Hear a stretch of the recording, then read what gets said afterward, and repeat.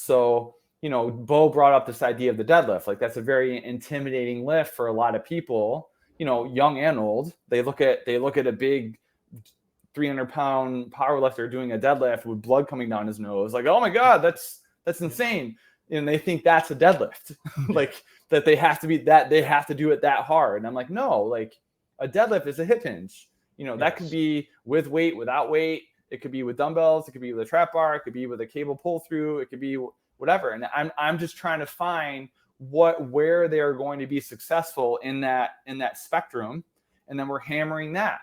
And that goes to the squat too. Like it doesn't, to me, like very rarely, if ever, is someone going to walk in on day one with me and I'm going to put a barbell on their back and we're just going to back squat till, it just doesn't happen. I mean, there's a system that I like, they have to prove to me that they can do X before they have them do Y.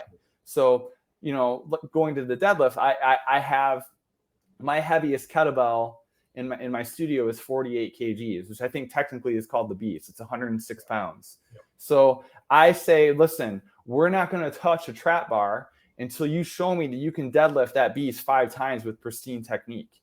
That could be session 1 for some people. It could be a week for others. It could be a month for others. So as long as they know what the goal is, like we're going to stay at this exercise, working our way up to that 48 kg kettlebell.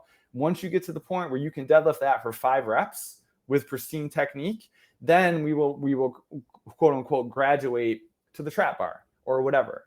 And then once they get to the trap bar, then eventually maybe we'll go straight bar. I don't know. Like most of my Gen Pop clients, home base for them for any kind of deadlifting, loaded hinging is the trap bar. But I have a fair amount of my clients that use straight bar too.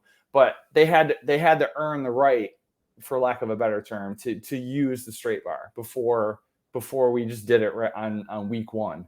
So, at the end of the day, if you're a fitness professional and you're working with people who are really new to strength training, you need to show them success. You need to show them competency, and with a degree of, autonomy too, like giving them a little bit more choice. That's something I really hammer home with a lot of the fit pros that I talk to is the self-determination theory and motivation, which there's components that have, really you're trying to hammer home autonomy, where giving people a little bit more choice, they're saying the matter, helps improve motivation.